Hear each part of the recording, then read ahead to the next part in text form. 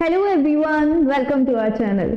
हमारी PYQ series में आज हम सेट 7 करेंगे। इंग्लिश के जो प्रीवियस ईयर क्वेश्चंस हैं CUET एग्जाम के, उन्हें हम इस सीरीज में सॉल्व करेंगे।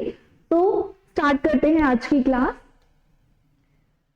So the first question is select the option that can be used as one word substitute for the given group of words. Okay, there is a given group of words जिसका हमें one word substitution बताना है from the given options. ठीक है, देखते हैं। Study of diseases. Study of diseases किसे कहते हैं?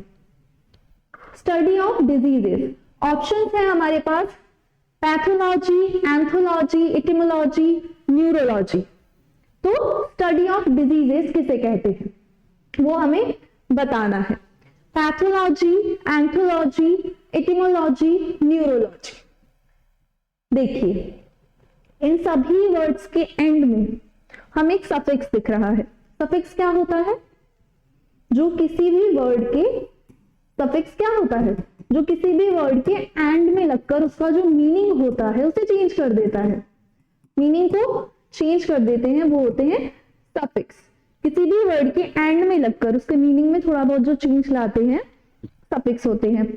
प्रीफिक्स जो किसी भी वर्ड के स्टार्टिंग में लगकर उसका मीनिंग चेंज कर देते हैं वो प्रीफिक्स होते हैं। जैसे मैंने एक वर्ड लिखा able. Able, this is a word. अब इसमें मैंने एक प्रीफिक्स ऐड कर दिया। प्री मीन्स पहले, ओके, प्रीफिक्स ऐड कर दिया अन, तो unable. Now the meaning of this word has changed. Able means capacity to do something, capability to do something, and unable means not able. ठीक है, सो prefix किसी भी word के starting में लगकर उसका मीनिंग चेंज कर देते हैं। सफिक्स किसी भी वर्ड के एंड में लगकर उसका मीनिंग जो है वो चेंज कर देते हैं। ओके, यहाँ पे हमने इतना देखा। अब हमें बताना है one word for the study of diseases. Diseases की जो स्टडी होती है उसे हम क्या कहते हैं? उसे हम पैथोलॉजी कहते हैं, एंथोलॉजी कहते हैं, इटिमोलॉजी कहते हैं और न्यूरोलॉजी कहते हैं। क्या कहते हैं? तो देखिए, अभी मैंने आपको बताया सफिक्स। क्या सफिक्स है यहाँ पे? सभी में लॉजी आ रहा है एंड में, this is the suffix logy.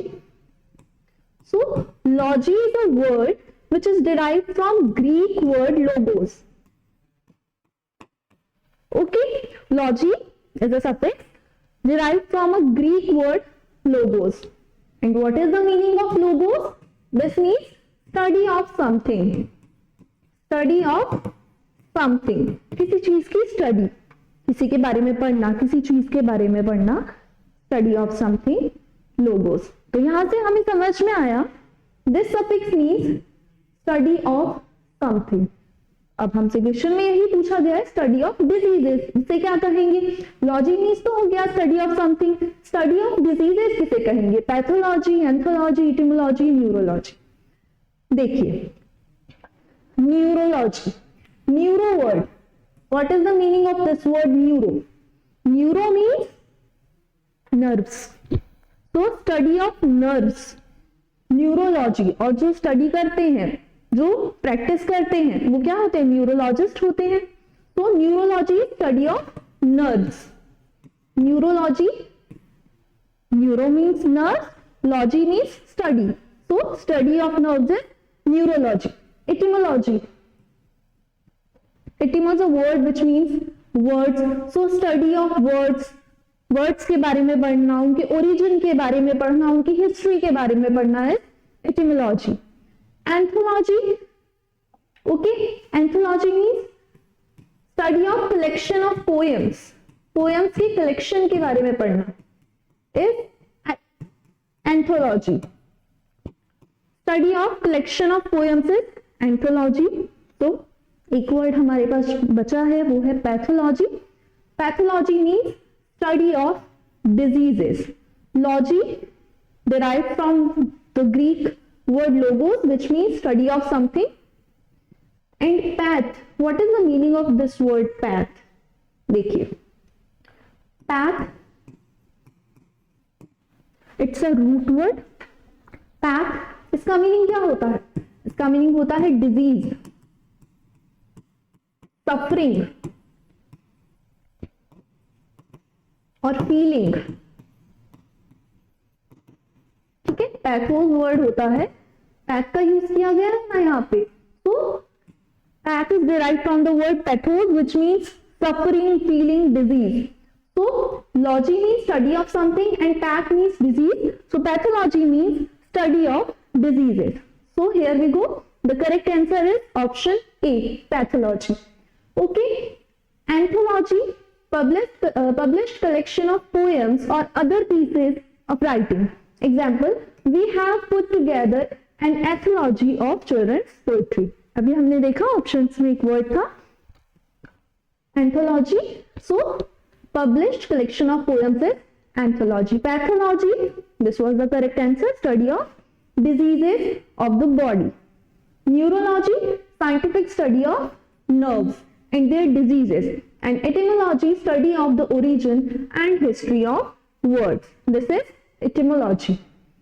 देखिए, लॉजी वर्ड से रिलेटेड और भी बहुत से वर्ड्स हैं जिनका हम यूज करते हैं, जैसे कि cardiology, cardio means heart, okay, so study of heart, cardio, this means heart.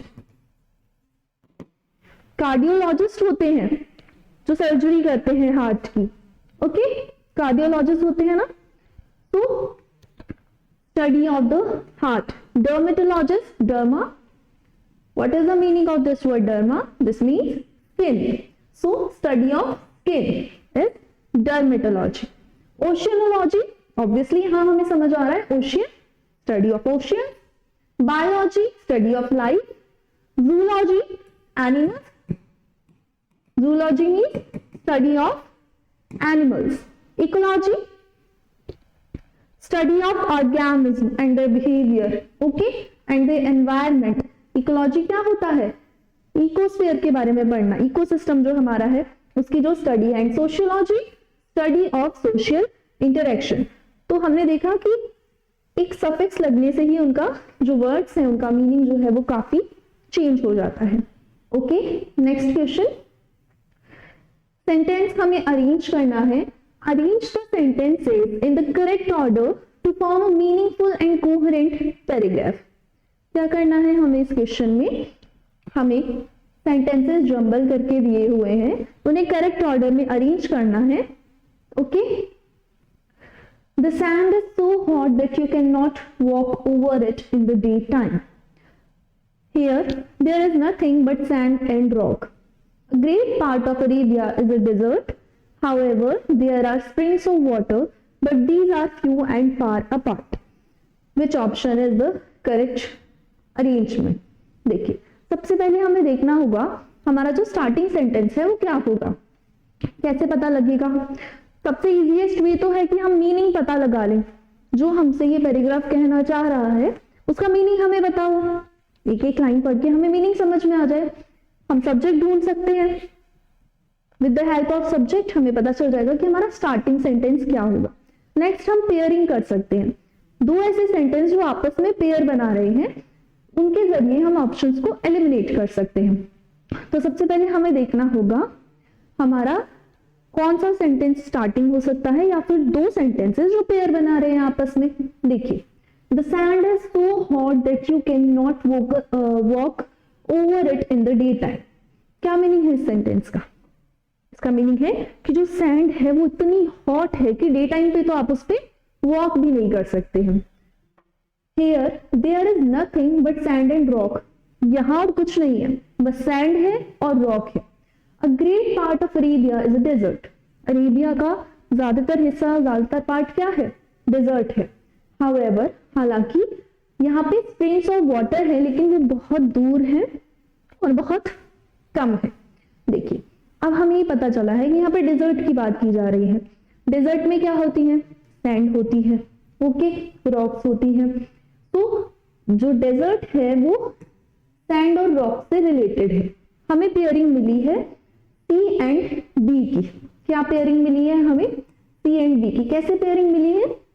Meaning पता करके कि सी में डेजर्ट्स के बारे में बात की जा रही है और बी में बताया जा रहा है कि यहाँ और कुछ नहीं है, बस सैंड है रॉक है। A great part of Arabia is a desert, here there is nothing but sand and rock.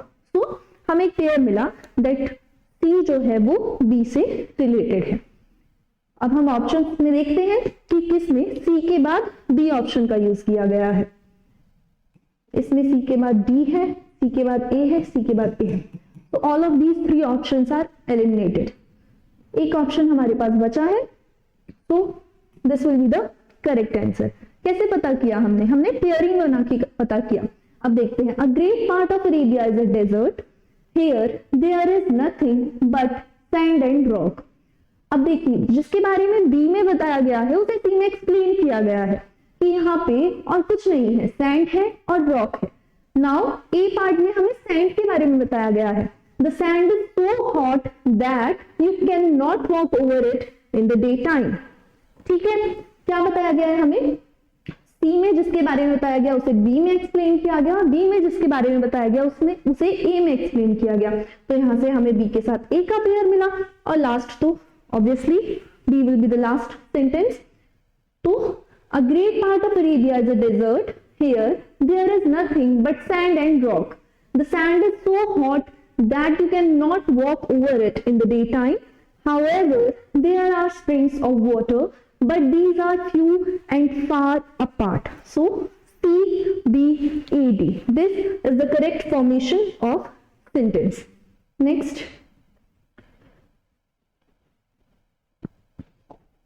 Okay, select the most appropriate antonym of the given word. हमें एक word दिया गया है, उसका हमें antonym बताना है.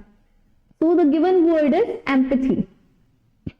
Okay, empathy. देखिए, फर्स्ट क्वेश्चन में हमने वर्ड देखा था path. Okay, path word is derived from the word pathos which means diseases, suffering, feeling. Disease, suffering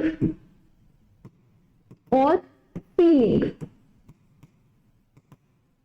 first question में हमने पढ़ा था ना, study of diseases. Study of diseases is pathology.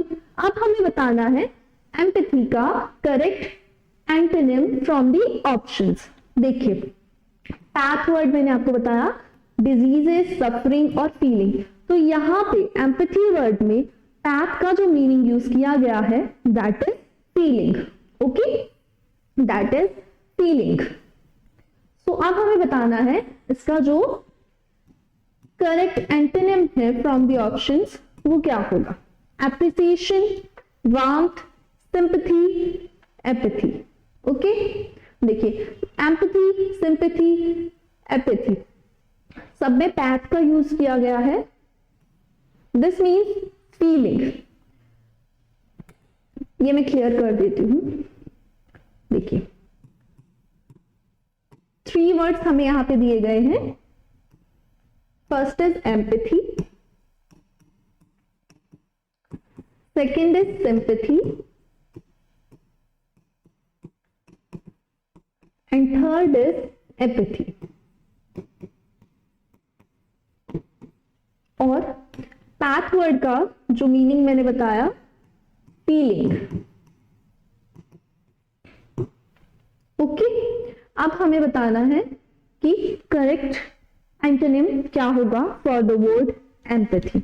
देखिए, एम्पैथी, सिंपैथी, एपैथी सभी में पैथ रूट वर्ड का use किया गया है which means feeling. Empathy means empathy यानी कि फीलिंग होना किसी के लिए। To understand what other person is feeling, this is the meaning of empathy.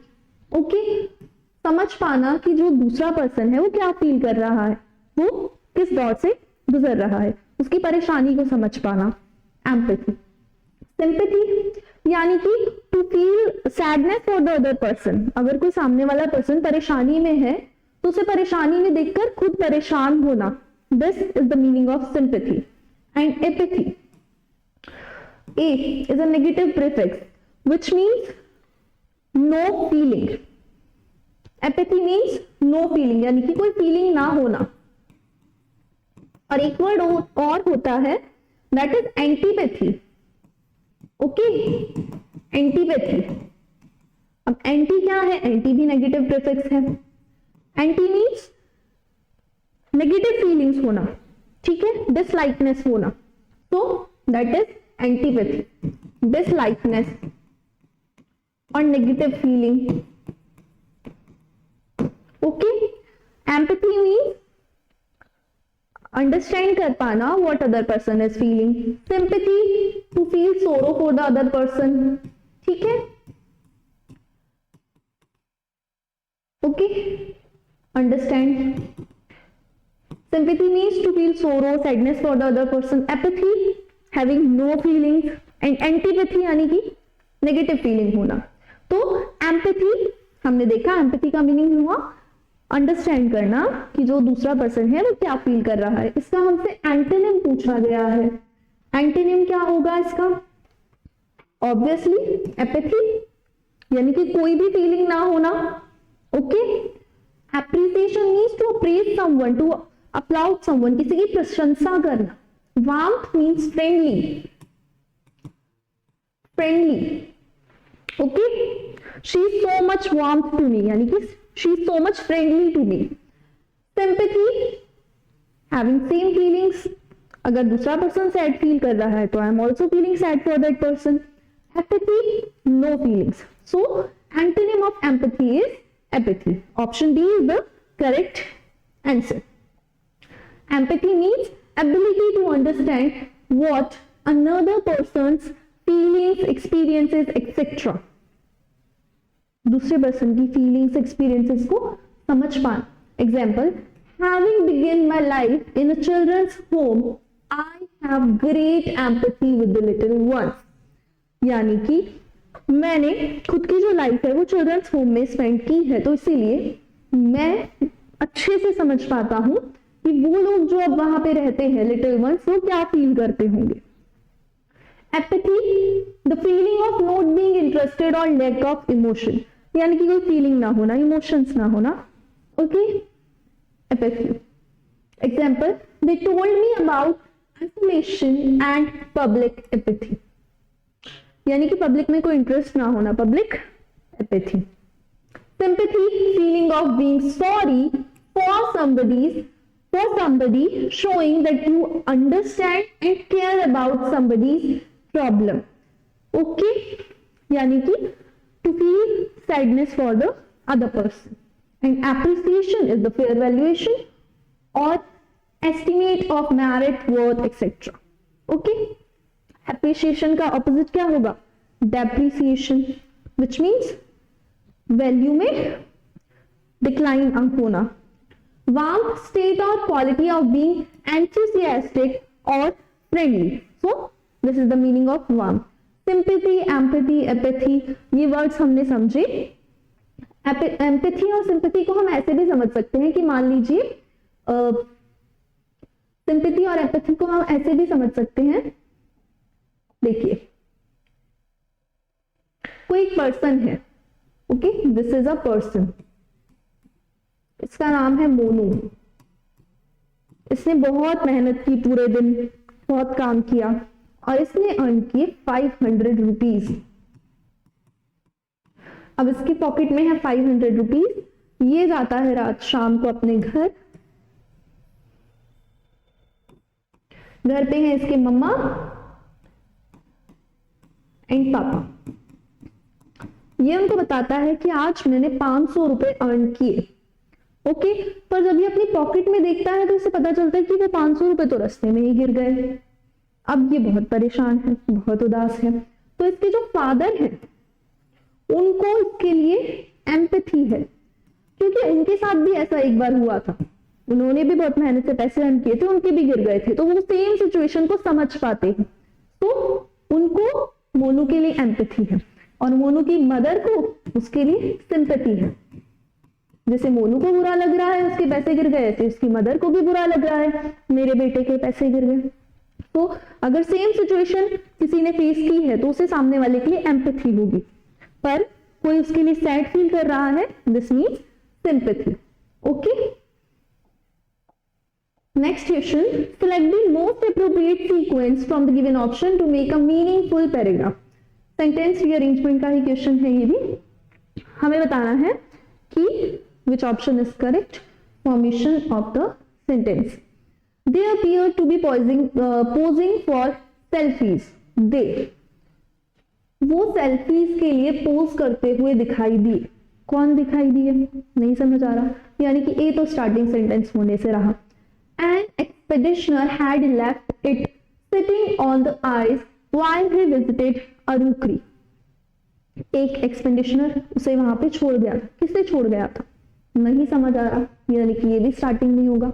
In Antarctica two penguins found a video camera. This can be a starting sentence. Antarctica में दो penguins को क्या मिला, वीडियो कैमरा मिला। Okay, the penguins curiously stared down at the camera. जो penguins थे बहुत curious होकर, बहुत उत्सुकता के साथ, ओके, बहुत ही ज्यादा इंटरेस्टेड वे में उन्होंने स्टेयर किया। स्टेयर करना यानी कि घूरना, घूरते रहे कैमरा को। तो पेंगुइन्स, सबसे पहले उन्हें कैमरा मिला होगा, तभी तो उन्होंने देखा होगा, तभी तो उन्हें घूरना शुरू किया होगा उस कैमरे को।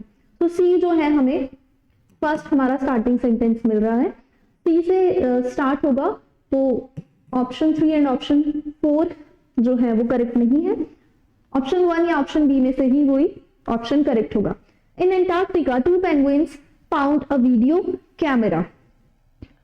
अब सेकंड में हमें पता चला कि एंटार्क्टिका में दो पेंगुइन्स को वीडियो कैमरा मिला।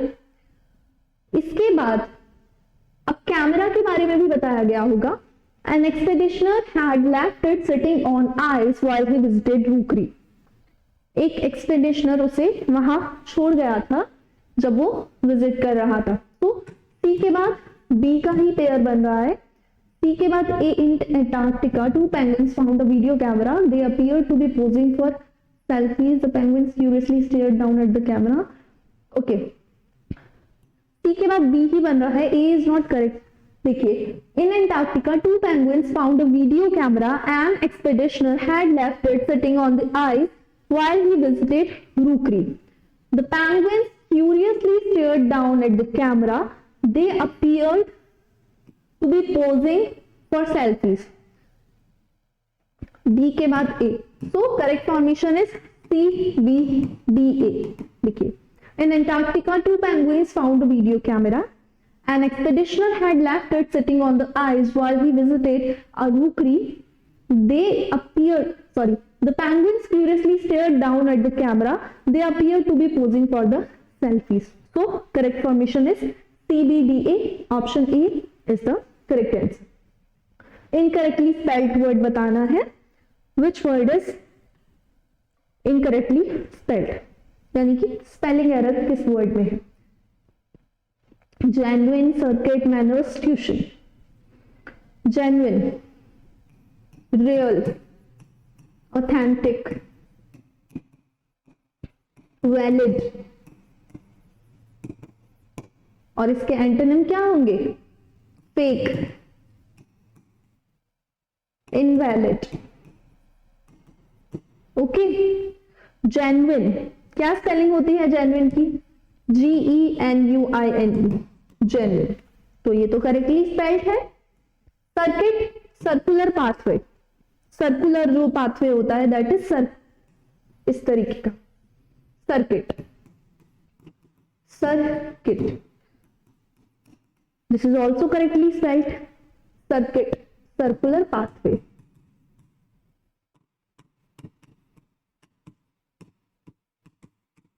मैनर्स, मैनर्स यानी कि सलीका, मैनर्स होना, एटिकेट्स होना, डेकोरम। ओके, एंड ट्यूशन, क्या ट्यूशन की स्पेलिंग करेक्ट है? ट्यूशन, TUTION, क्या ये ट्यूशन की स्पेलिंग करेक्ट है या फिर ये होगी TUITION? देखिए, this spelling is not correct. Okay, ये वाला जो ट्यूशन है this is used as a combining word, जैसे हम यूज करते हैं कॉन्स्टिट्यूशन में लास्ट में यूज किया गया है ना, institution, substitution. So this tuition is used as a combined word. लेकिन tuition, this is the correct spelling of tuition, which means to teach a small group of people. Tuition पढ़ने जाते थे ना बचपन में, तो ट्यूशन कौन पढ़ाता है? ट्यूटर. जो ट्यूशन टीचर होते हैं उन्हें हम क्या कहते हैं? उन्हें हम ट्यूटर कहते हैं. So correct option is a. This is incorrectly spelled. Okay, correct spelling is tuition, tuition. It means teaching especially to a small group of people. Example, tuition fees, private tuition. So circuit, a circular journey or track around something. Circular journey or track around something.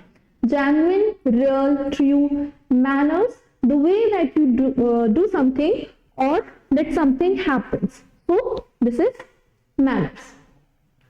Next question is, select the option that expresses the given sentence in passive voice.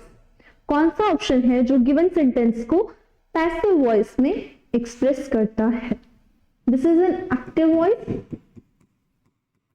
हमें convert करना है इसको passive में. तो हमें बताना है which option is the correct passive form of she handles all tasks efficiently.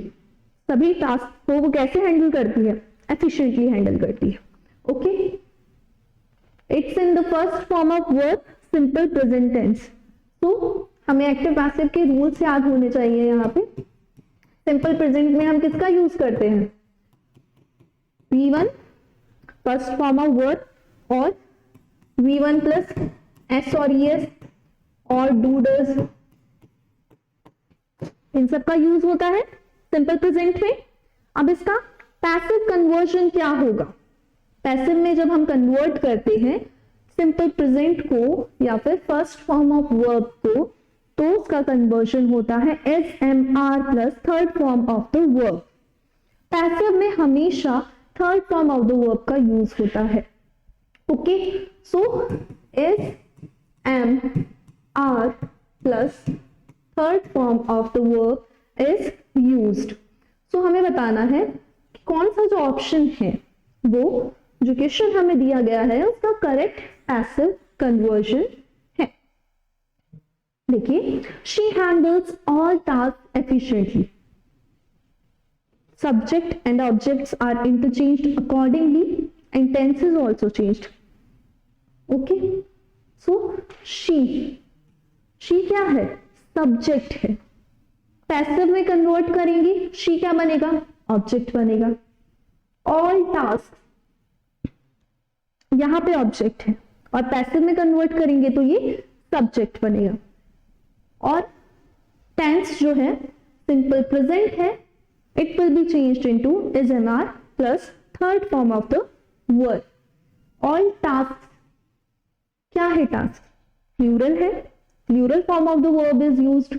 M तो आई के साथ आता है, इज आता है सिंगुलर के साथ, और आर किसके साथ आता है? आर आता है प्लूरल के साथ. तो ओके, आर आता है प्लूरल के साथ. तो यानी कि हमें इतना पता चला है कि आर के साथ थर्ड फॉर्म ऑफ वर्ब का यूज होगा. सब्जेक्ट ऑब्जेक्ट इंटरचेंज हो जाएंगे. She handles all task efficiently. Were handled नहीं, ये तो पास्ट में हो गया, ये कैसे करेक्ट हो सकता है? Are being handled is MR के साथ थर्ड फॉर्म ऑफ वर्ब का यूज होगा. Have been handled, no, are handled, ये करेक्ट है. मैंने अभी बताया ना, सिंपल प्रेजेंट चेंज होगा is MR plus third form of the verb. तो all task are handled efficiently by her. She handles all tasks efficiently. All tasks is object here and यहाँ पे ये subject है. All tasks are handled efficiently by her. Correct answer is option D. Error detect करनी है, which part of the sentence is not grammatically correct, किस part में error है। Every curious child want to rip open a toy, हर curious child क्या चाहता है, खिलौनों को तोड़ मरोड़ के खोल खाल के देखना। ओके, क्यूरियस, उत्सुक, इंटरेस्टेड, इंक्विजिटिव, ठीक है। Every curious child want to rip open a toy, error बतानी है हमें किसमें। देखिए, child, is it a singular noun और अ प्लूरल नाउन। चाइल्ड जो है वो सिंगुलर है, चिल्ड्रन प्लूरल होता है।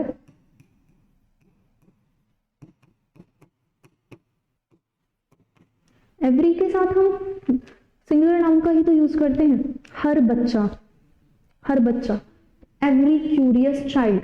अब इसके साथ जो वर्ब है want, ये भी तो सिंगुलर होनी चाहिए ना, want प्लूरल है। जब भी हम वर्ब में s और es ऐड करते हैं तो वर्ब सिंगुलर बन जाती है, लेकिन नाउन में जब s और es ऐड होता है तो नाउन प्लूरल बन जाती है। अब यहाँ पे want में s और es नहीं यूज किया गया, this means it's a singular verb. लेकिन चाइल्ड जो है ये तो सिंगुलर नाउन है, इसके साथ तो सिंगुलर वर्ब आनी चाहिए। तो want is not correct here, want correct नहीं है, क्या आएगा wants। Okay, so error is in option D, option D is not correct. Every curious child wants to rip open a toy, so want नहीं आएगा, wants आएगा। Curious, ये word अभी हमने पढ़ा, एवरी क्यूरियस चाइल्ड, हर क्यूरियस बच्चा।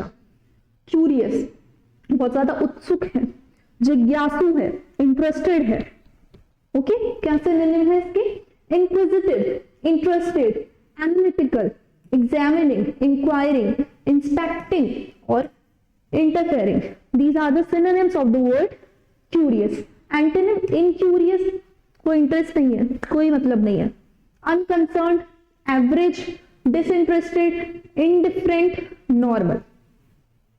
Curious, curious के synonyms और antonyms. All weapons were surrendered by them, उनके द्वारा सारे ही हथियार डाल दिए गए, समर्पण कर दिया गया, सारे ही हथियार उनके द्वारा डाल दिए गए। This is in passive voice. Passive voice कैसे पता चलता है, जब सब्जेक्ट जो है वो एक्टिव ना हो। वेपन्स खुद नहीं डलते, वेपन्स को डाला जाता है। वेपन्स क्या है, टूल है। तो all weapons were surrendered by them. Okay, इसका हमें एक्टिव में कन्वर्जन करना है। यहां पे पहले हम टेंस चेंज करके देखते हैं। वर सरेंडर्ड यानी कि वर सरेंडर्ड,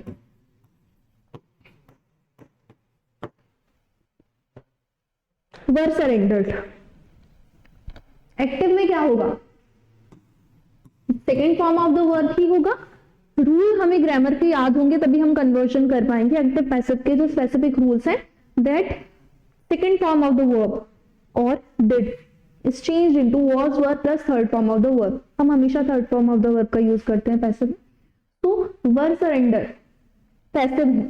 एक्टिव क्या होगा, second form of the verb, only surrendered आएगा, ओनली सरेंडर्ड आएगा, वर सरेंडर्ड नहीं आएगा। तो हमें देखना है किस ऑप्शन में ओनली सरेंडर्ड का यूज किया गया।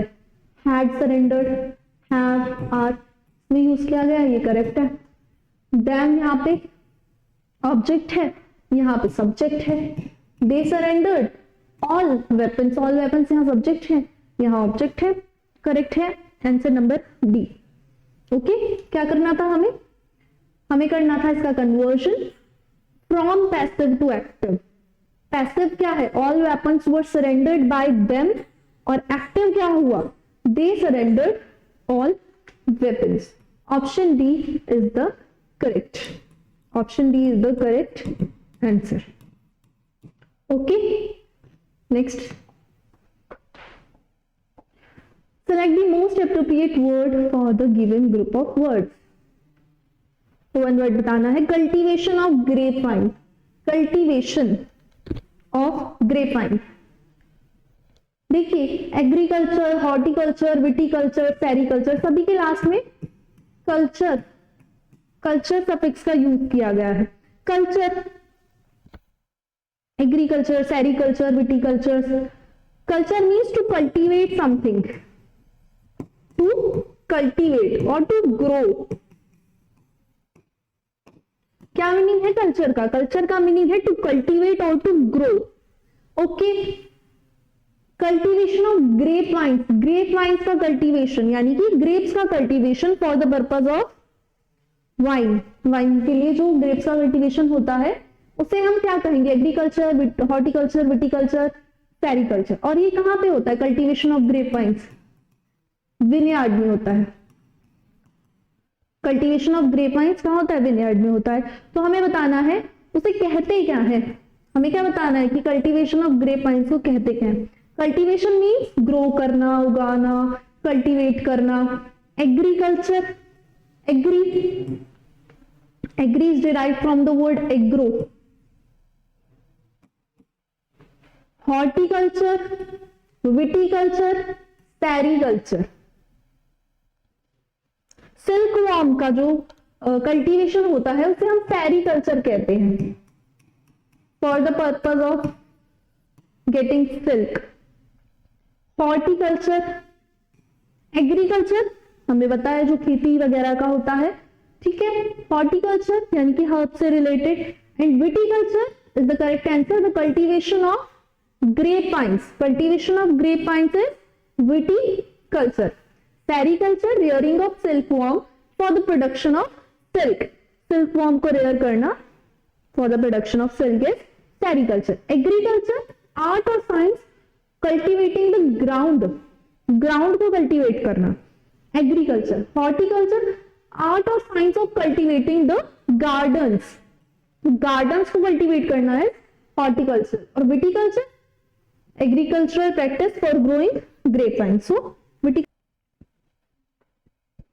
ओके, सो नेक्स्ट, कल्चर हमने वर्ड देखा। स्टार्टिंग में मैंने आपको बताया था कि जो कल्चर सफिक्स मतलब जो सफिक्स होते हैं वो किसी भी वर्ड के एंड में लगकर उसका मीनिंग चेंज कर देते हैं। तो कल्चर सफिक्स है यहाँ पे। ग्रोन ओवर द टाइम, क्या मीनिंग हुआ? What a group of people has grown over the time. Cultivate यानी कि टू ग्रो, टू डेवलप। और अनकल्चर जो ग्रो नहीं हुआ, डेवलप नहीं हुआ। देखिए cyber culture is a word, cyber word is related to computers. तो cyber culture, habits and behaviours which have grown around the use of computers, cyber culture. Horticulture, gardens को, plants को grow करना। Pisciculture, fishes को grow करना। Okay, agriculture, birds को raise करना। A farmer who grows और raises birds, agriculture. अच्छा, एक वर्ड और होता है aviary, this is area where birds are kept, उसको एवेरी कहते हैं। एक और वर्ड होता है एपियरी, जहां पे बीज रहती हैं। ओके, बीज और हनी बीज, उसको क्या कहते हैं? Apiary. So Avery, agriculture, a farmer who grows और रेजेस बर्ड्स। विटीकल्चर इज, अभी हमने देखा ना विटीकल्चर, विटीकल्चर जहां पे ग्रेप वाइन्स को कल्टीवेट किया जाता है। Arboriculture, trees. Multiculture, multi means बहुत ज्यादा, different types of, so many different cultures. Acculturate यानी कि ग्रो टुवर्ड्स अ कल्चर जिसके लिए आप नए हैं, तो a culture. Next question is synonym बताना है हमें of the word intricate. Intricate का सिनोनिम क्या होगा? Complex, easy, rough, simple. Intricate, intricate का मीनिंग देख लेते हैं। This means complicated, complicated, something which is not easy, which is tough. Okay, simple यानी कि साधारण, सिंपल सा, साधारण सा। Rough which is not smooth, कुछ चीज स्मूथ नहीं है, रफ है। इजी आसान है। Complex difficult, okay, complicated. So the correct synonym of the word intricate is complex. Complex और intricate का मीनिंग सेम हुआ ना, complex, complicated, difficult, not easy. So correct answer is option A. Intricate के जो synonyms है complicated, complex, complicate, sophisticated, tangled यानी कि उलझा हुआ। Okay, antonyms simple, plain, uncomplicated, simplistic, simplified. So these were the synonyms and antonyms of the word intricate. Always ready to attack or quarrel. One word बताना है, हमेशा तैयार है लड़ने के लिए, झगड़ने के लिए। सो उसे हम वन वर्ड में क्या कहेंगे? अच्छा, इसके लिए वर्ड और भी होते हैं, बेलिकोस, पुग्नेशियस, इनका भी मीनिंग यही होता है, ऑलवेज रेडी टू अटैक और quarrel. Bellicose, pugnacious, short tempered, hostile, bad tempered,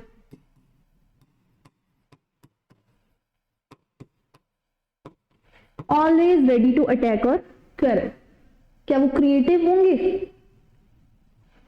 कैसे होंगे? ऑलवेज रेडी टू अटैक और क्वेरल, क्रिएटिव यानी कि टैलेंटेड, जो having ability to create something new. Impatient, lack of patience, patience ना होना, ठीक है, restlessness होना। Aggressive, गुस्सा आना, अब जिन्हें गुस्सा आएगा वही तो always ready to attack, जो हमेशा लड़ने को तैयार। So option C is the correct. Malicious, this word means something which is not good, okay, not good, evil, so malicious.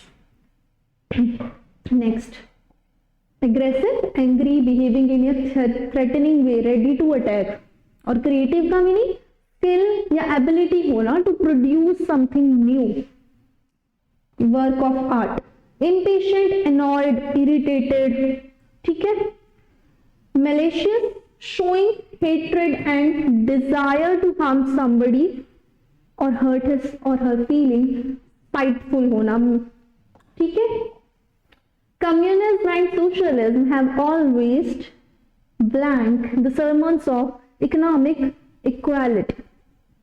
एक ब्लैंक दिया है, हमसे पूछा है कि इस ब्लैंक में क्या आएगा? Said, instructed, preached, obeyed। Said यानी कि कहना, कहते हैं। इंस्ट्रक्ट यानी कि इंस्ट्रक्शन देना, आदेश देना, ऑर्डर देना। ओबे यानी कि आज्ञा, ओबेड आज्ञा मानना। प्रीच यानी कि उपदेश देना। तो जो कम्युनिज्म और सोशलिज्म है वो हमेशा हमें इकोनॉमिक इक्वालिटी का आदेश देते हैं, उपदेश देते हैं, क्या देते हैं? ऑब्वियसली आदेश देते हैं। देखिए सरमन जो वर्ड है इसके साथ जिसका यूज किया जाता है वो प्रीच है। तो जब भी हमें इस तरीके का वर्ड दिखेगा सरमन्स के साथ हमेशा प्रीच होता है, उपदेश देना। So sermons always preach the sermons. Option C is the correct answer. Recurrent compulsive urge to steal. Steal यानी चुराना, किसी चीज को चुराने की कंपल्सिव अर्ज है, बार बार ये मन हो रहा है कुछ चुरा लिया जाए। देखिए मैनिया, सभी ऑप्शंस के लास्ट में kleptomania, pneumonia, insomnia, egomania. One word बताना है, recurrent compulsive urge to steal, किसी चीज को चुराने की बार बार अर्ज होना। तो क्लेप्टोमैनिया, निमोनिया, देखिए निमोनिया और इंसोम्निया तो डिजीजेस हैं, डिजीजेस है। निमोनिया जो लंग्स पे जो डिजीज इफेक्ट करता है that is pneumonia, and insomnia is sleeplessness, नींद ना आने की जो बीमारी है दैट इज इंसोम्निया। ईगोमैनिया, क्लेप्टोमैनिया, अब यहाँ पे मैनिया का यूज कर लिया गया है। Mania is a word which means madness, madness होना, सनक होना, पागलपन होना किसी चीज का, चोरी करने का पागलपन, चोरी करने की सनक, क्या बोलेंगे? ईगो, ईगो यानी अहम, यानी कि मैं, बस खुद की ही मैडनेस होना, that is egomania. Kleptomania, recurrent compulsive urge to steal, यानी कि बार बार कुछ चुराने की जो सनक होना, उसे हम क्या कहेंगे? Kleptomania. Option A is the correct answer. Next देखिए, मैनिया अभी हमने जो वर्ड देखा, काफी सारे वर्ड्स और भी हैं जो बेस्ड हैं इस पे। मैनिया यानी कि madness, arithmomania, obsessive preoccupation with numbers, numbers को लेकर मैडनेस होना। मेलोमैनिया, म्यूजिक को लेकर मैडनेस होना। थियोमैनिया, थियोस, देखिए थियोमैनिया जो है ये वर्ड है, थियोस रूट वर्ड है इसमें। थियोस का मीनिंग क्या होता है? गॉड। थियोस का मीनिंग क्या होता है? गॉड। देखिए इस पे बेस्ड थियस्ट एंड अथियस्ट, इनमें भी क्या वर्ड यूज, जो रूट वर्ड है वो है theos. Theos means God. Theist are the person who believe in the presence of God, यानी कि गॉड है। एंड अथियस्ट, जिन्हें लगता है कि गॉड नहीं है। तो थियस्ट जो बिलीव करते हैं, एंड अथियस्ट जो बिलीव नहीं करते हैं। तो थियोस मीन्स गॉड। तो theomania, believe that one is God. Zoomania, zoo अभी हमने जूलॉजी में भी पढ़ा था, स्टडी ऑफ एनिमल्स। तो जूमैनिया, फॉन्डनेस ऑफ एनिमल्स, एनिमल्स की फॉन्डनेस होना, दैट इज जूमैनिया। देखिए ये तो हमने मैनिया पढ़े, फोबियाज भी होते हैं। ओके, ये तो अभी हमने मैनियाज पढ़े। फोबिया यानी कि extreme fear of something, extreme fear of something, किसी चीज का बहुत ज्यादा डर होना। फोबिया जैसे एग्रोफोबिया, हाइड्रोफोबिया, वाटर से जो फोबिया होता है, हाइट से जो फोबिया होता है। तो देखिए bibliophobia, fear of books, biblio, this word means books. अच्छा, बुक्स का जो फोबिया हुआ उसे बिब्लियोफोबिया का, बुक्स को पसंद करना, बुक्स को प्यार करना, उससे हम क्या कहेंगे? उसके लिए एक वर्ड होता है phile, this means love. So bibliophile यानी कि having love for the books. Botanophobia, fear of plants, botany एक सब्जेक्ट होता है ना, तो botanophobia, fear of plants. Botanophile, love for plants. Chronophobia, fear of time. Ideophobia, fear of ideas. और zoophobia, fear of animals. Fear of animals, zoophobia. Zoomanic यानी कि madness, craziness for animals. और zoophile, love for animals. Okay, next sound effects blank by the recording director. देखिए bye the recording director यानी कि ये जो sentence है ये पैसिव में। साउंड इफेक्ट्स जो है, ये जो सब्जेक्ट यहाँ पे यूज किया गया है that is not active. Sound effects को प्रोड्यूस करने के लिए या चलाने के लिए किसी तो जरूरत पड़ेगी। तो sound effects blank by the recording director, यानी कि ये पता चल गया कि ये सेंटेंस जो है वो पैसिव में है, तो third form of the verb is used. ये ऑप्शन एलिमिनेट हो गया। Sound effects blank by the recording director, being provided, provided, are provided. देखिए इसका अगर हम एक बार एक्टिव कन्वर्जन करके देखें तो क्या बनेगा? रिकॉर्डिंग, ये रूटीन एक्शन में हमें बात की जा रही है, यानी कि रिकॉर्डिंग डायरेक्टर जो होते हैं वो प्रोवाइड करते हैं, provides, recording director provides the sound effects.